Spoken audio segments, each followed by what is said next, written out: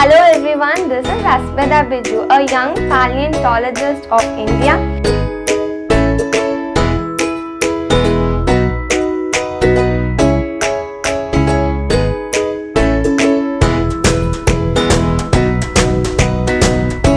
A zealous field worker who have collected 120 specimens of fossils from Cretaceous of Tiruchirappalli Kaveri Basin, Godavari River Basin and Pala Basin that is located in our India. I've educated people regarding the endangered field paleontology. When I was at the age 5, ஒரு encyclopedia எனக்கு சின்ன வயசுல இருந்தே books படிக்கிறதுனா ரொம்ப பிடிக்கும். மட்டும் இல்லாமல் நிறைய ஷெல்ஸ் கலெக்ட் பண்ணுவேன். ஷெல்ஸ் வந்து எங்கே பீச்சஸ் எந்த ரீஜனுக்கு போனாலும் ஒரு சின்ன பாண்டாக இருந்தாலும் டெஃபினெட்லி எங்கே ஒரு வாட்டர் பாடி இருந்தாலும் ஆர்கானிசம்ஸில் ஷெல்ஸ் கண்டிப்பாக இருக்கும். அப்போ நான் வந்து அதை கலெக்ட் பண்ணுவேன். அந்த பக்கம் ஒரு பக்கம் இருக்கும்போது இந்த என்சைக்ளோபீடியாஸில் வந்துட்டு எனக்கு படிக்க தெரியாதப்போ ஸ்டில் என்னால் வந்து பிக்சர்ஸ் பார்த்தா அது என்ன அப்படின்றத கிராஸ் பண்ணிக்க முடியும். அந்த ஒரு டைமில் இருக்கும் போது அந்த என்சைக்ளோபீடியோட பேஜஸை ஃப்ளிப் பண்ணிட்டு இருக்கும் போது திடீர்னு ஒரு பேஜில் வந்து நான் ஸ்டாப் பண்ணேன். ஏன் அப்படின்னு பார்த்தீங்கன்னா ஒரு பெரிய ஷெல் மாதிரி பட்ட ஒரு ஆர்கானிசம் அந்த ஏஜில் நான் சின்ன வயசுலேயே என்னால் ஷெல் கலெக்ட் பண்ணிட்டு இருந்தனால அது ஷெல் அப்படின்னு என்னால் கண்டுபிடிக்க முடிஞ்சது. ஷெல்லுன்னு கண்டுபிடிச்சோடனே அது என்னது, நமக்கு அது வேணும், அதில் என்ன இருக்குது அதுக்குள்ளே அப்படின்னு தெரிஞ்சுக்கணும் அப்படின்ற ஒரு சின்ன க்யூரியாசிட்டி இருந்தனால அதை பற்றி தெரிஞ்சுக்கணும் அப்படின்னு மேலும் போகணும் அப்படின்றது இருந்தனால தான் paleontology அப்படின்ற கோர்ஸ்க்குள்ளே நான் ஃபஸ்ட்டு வந்தேன். The organism that I said I saw in the encyclopedia was this. இது பேர் வந்து அம்மோனைட் அப்படின்னு சொல்லுவோம். இது வந்துட்டு செஃப்லோபோடா அப்படின்ற ஆர்கானிசமோட கேட்டகரிக்குள்ளே வந்துடும். தட் இஸ் ஃபைலம் அப்படின்றது வந்து செஃப்லோபோடா. பர்டிகுலர் ஸ்பீஷீஸ் அப்படின்னு எடுத்துக்கிட்டோன்னா அம்மோனைட் கேட்டகரி சொல்லி சொல்லுவோம். இந்த ஆர்கானிசம் பார்த்து தான் எனக்கு இது வேணும்.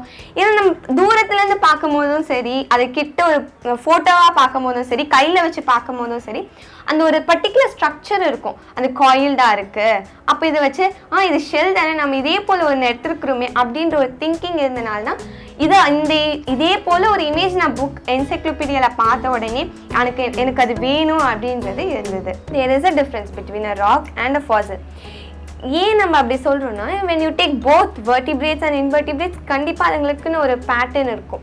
அந்த வகையில் பார்த்தோன்னா ஒரு நார்மல் ராக் அப்படின்னு எடுத்தானா ஃபைப்ரஸாகவும் இருக்காது, அது மேலே எந்த ஒரு இதுவுமே நம்ம பார்த்தோன்னே ரொம்ப ஹெவியாக இருக்கும். மட்டும் இல்லாமல் என்னடா இது ஒன்றுமே இல்லையே, பிளெயினாக இருக்கும், எதுவுமே இருக்காது அது.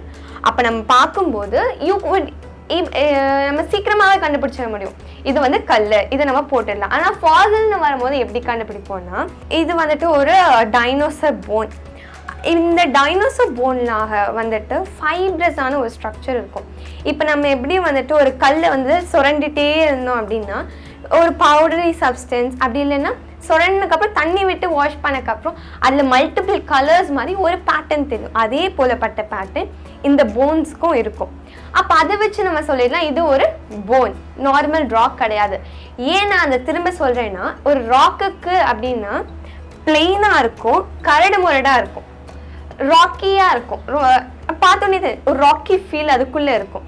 பட் ஃபாசில் அப்படின்னு இருக்கும்போது குறிப்பாக டைனோசர்ஸ் போன் வந்து ரொம்ப ஹெவியாக இருக்காது, லைட்டாக இருக்கும், மீடியம் லைட்டாக இருக்கும், இது வந்து ஹெவியாக இருக்கும். திஸ் இஸ் ஹவ் நம்ம ஒரு ஃபாசிலில் வந்து வெர்டிபிரேட்டை நம்ம ஐடென்டிஃபை பண்ணலாம். இன்வெர்டிபிரேட்ஸ் அப்படின்னு வந்துட்டோம்னா அதுக்கும் சில பேட்டர்ன்ஸ் இருக்குது. ஃபார் எக்ஸாம்பிள் எக்கினோடர்ம்ஸ் எடுத்துட்டோம்னா ஃப்ளார் லைக் பெட்டல்ஸ் இருக்கும், 5 ஃப்ளார் லைக் பெட்டல்ஸ். அந்த 5 ஃப்ளார் லைக் பெட்டல்ஸ் பார்த்தாலே தே கம் அண்டர் எக்கினோடர்ம். கேஸ்ட்ரோபோட்ஸ், இந்த மாதிரிப்பட்ட கேஸ்ட்ரோபோட்ஸ் எடுத்தோம்னா காயில்டு ஸ்ட்ரக்சர். அந்த காயில்டு ஸ்ட்ரக்சர்லையும் ஸ்டார்டிங் பாயிண்ட் வந்து சின்னதாக இருக்கும், எண்டிங் வந்து நல்லா பெருசாக எண்ட் ஆகும். ஏன்னா அதுங்களுக்கான அந்த சதை பகுதி உள்ள அங்கே இருக்கணும். அப்போ தான் அந்த ஒரு ஆர்கானிசம் நம்மளால சொல்ல முடியும். ஒரு மூச்சுத்தன்மை அதுக்கு இருந்தால் தான், அது ரெஸ்பிரேஷன் அதுக்கு நடந்தால் தான் it is classified to be an animal. அப்படி இருக்கும்போது இதை லாங் சர்க்குலர் பார்ட் வச்சு these are gastropods அப்படின்னு சொல்லுவோம். இந்த மாதிரிப்பட்ட ஆர்கானிசம்ஸ்க்கு அதே ஒரு மஸ்குலர் பார்ட் இருக்கிறனால ஓப்பனிங் வந்து அதுக்கு தேவை. பட் இங்கே இருக்க அந்த ஓப்பனிங்கோட அந்த மஸ்குலர் பார்ட் வந்து டிஃப்ரெண்ட்டாக இருக்கும். தேர்ஃபோர் இதுங்க வந்து செஃப்லோபோடா கேட்டகரியில் வந்துடும். மட்டும் இல்லாமல் பிக் ஷெல்ஸ், பிக் டெஸ்ட் இருக்கும் அதுக்கு. ஃப்ளாரா இட்ஸ் கம்ப்ளீட்லி ஈஸி. எப்போவுமே பொதுவாக பார்க்குற அதே லீஃபை தான் என்ன ஒரு ஷேல்லையோ கிளேலையோ நம்ம பார்க்குறோம். இப்போ நீங்கள் இந்த லீஃப் எடுத்துக்கிட்டிங்கனாலும் இது வந்து ஒரு கம்ப்ளீட் இது இதுக்கு மேலேயும் ஒரு கல் இருக்கும்.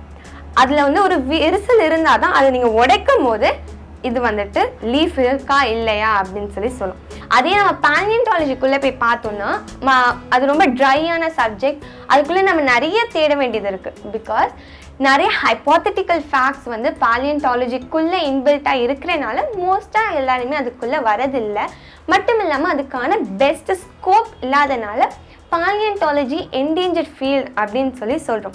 ஸ்டில் இப்போ நம்ம பார்க்கும்போது முன்னாடி இருந்த அந்த என்டேஞ்சர்னஸ் ஃபீலிங் வந்து பேலியன்டாலஜிக்குள்ளே இல்லை.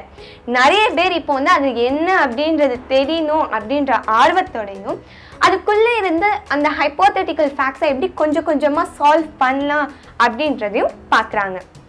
Fossils contain the geological record and history in it.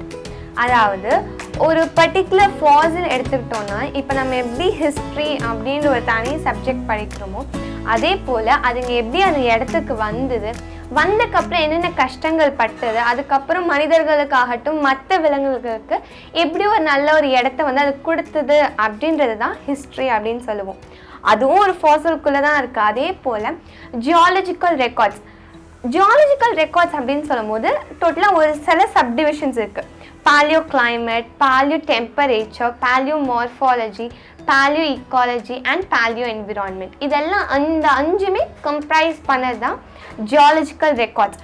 அந்த 5மே நம்ம எடுத்துக்கிட்டோன்னா அதுக்குள்ளே நிறைய சப்டிவிஷன்ஸ் இருக்கும். அதுக்குள்ளே இருக்கிற அந்த கண்டென்ட்டே ரொம்ப வாஸ்டாக இருக்கும். ஸோ நம்ம அதை பார்க்கும்போது ஒரு சின்ன ஃபாசில் ஆகட்டும் இல்லாட்டி ஒரு பெரிய ஃபாசில் ஆகட்டும் இத்தனை இன்ஃபர்மேஷன்ஸ் கண்டெயின் பண்ணிட்டு இருந்தாலும் நம்ம என்ன பண்ணுறோன்னா without just thinking about it அது என்ன நடக்கும், நடந்ததுக்கப்புறம் என்ன ஆகும் அப்படின்றது பார்க்காம அதே இடத்துல எந்த ஒரு இடமா இருந்தாலும் அதை டிஸ்ட்ராய் பண்ணிட்டு நம்ம பாட்டுக்கு போயிட்டுருக்கோம். இன்னொரு சைடு நம்ம பார்த்தோன்னா ஃபாசில்ஸ், நான் பேசிக்காக என்ன நினைப்பேன், ஃபாசில்ஸ் நமக்கு என்ன சொல்ல வருது அப்படின்னு நினைப்பேன்னா, we gave you the land millions of years and billions of years ஆகும். ஏன்னா கரெக்டாக நம்ம எர்த் ஃபார்ம் ஆனது வந்து 4.6 billion years ஆகும். அதுக்கப்புறமே வந்து ஆர்கானிசம் வரதுக்கு ரொம்ப கஷ்டப்பட்டது. ஒரு குறிப்பிட்ட பிறந்து வந்து அதுக்கப்புறம் திரும்ப அது அடிபட்டு திரும்ப பிறக்க வேண்டியதாக இருந்தது. அதெல்லாம் தாண்டி அந்த ஆர்கானிசம்ஸ் கடலுக்குள்ளே வந்ததுக்கப்புறம் இன்னொரு பெரிய சஃபரிங் அதுக்குள்ளே வந்து ஃபைனலாக நாங்கள் உங்ககிட்ட போயிட்டு எவல்யூஷன் எங்களை இருக்கிற ஏதாவது ஒரு ஆர்கானிசமை பிக் பண்ணி இதில் நீ இப்படி மாறிடு அப்படின்ற ஒரு எவல்யூஷன் ப்ராசஸ் அதுக்கு கொடுத்தாலும் ஸ்டில் நாங்கள் என்னென்ன ஹர்டில்ஸ் தாண்டி வந்தோமோ அதெல்லாம் உங்ககிட்ட காணிக்காம இப்போ நீங்கள் எப்படி இருக்கணும் அப்படின்னு தான் சொல்கிறோம். ஆனால் நீங்கள் என்ன பண்ணுறீங்கன்னா எப்படி இருக்கணும் அப்படின்றத பார்க்காம you are coming back to the hurdles we pass. நாங்கள் என்னென்ன கஷ்டப்பட்டோமோ அதெல்லாம் உங்களுக்கு வேணும் அப்படின்னு யூ இன்வைட்டிங் நியூ சேஞ்சஸ். அதாவது த 6th mass extension, global warming, இது போல் கிளைமேட்டிக் சேஞ்சஸ் இதெல்லாம் நீங்களே தான் இன்வென்ட் பண்ணுறீங்க. You bring out all the hurdles towards your self. எப்படி நம்ம இன்னும் அதை வந்து செம்மைப்படுத்தலாம் அப்படின்னு சொல்லி பார்க்க மாட்டீங்க அப்படின்னு தான் ஃபாசில்ஸ் சொல்லுது அப்படின்னு சொல்லி நம்ம நம்புகிறேன். அதனால தான் நம்ம ஃபாசில்ஸை கன்சர்வ் பண்ணணும் அப்படின்னும் சொல்லுவேன். until unless அந்த ஃபாசில்ஸ் இல்லைன்னா கண்டிப்பாக 6th மாஸ் எக்ஸ்டென்ஷன் அப்படின்ற ஒரு ஸ்ட்ராட்டஜி வந்திருக்காது, கிளைமேட் அப்படின்ற ஒரு டேர்ம் வந்திருக்காது, இப்போ சீசன்ஸ் அப்படின்றது ஒன்று வந்திருக்காது. வெயில் அடிக்குது அப்படின்னு தான் சொல்லுமே தவிர இது ஒரு பர்டிகுலர் சீசன், இது ஒரு பர்டிகுலர் கிளைமேட் அப்படின்னு ஆன் தி ஸ்பாட் நம்மளால சொல்ல முடியும். அந்த ஆன் தி ஸ்பாட் வேர்ட்ஸ் நமக்கு இன்வென்ட் பண்ணதே ஒரு ஃபாசில்ஸ் மூலமா. அப்போ நம்ம அதையும் பார்த்தாதான் நமக்கு வந்து வாழ்றதே ஒரு பர்டிகுலர் இது மூலமா நீ அதை பார்த்து வாழணும் அப்படின்ற ஒரு இது நமக்குள்ள இருக்கும். Therefore we have to preserve and conserve fossils. As you see, I have also been maintaining a museum and a digital repository. Anytime we could visit that repository and you could also visit my museum that is free and we could see all the fossil collections.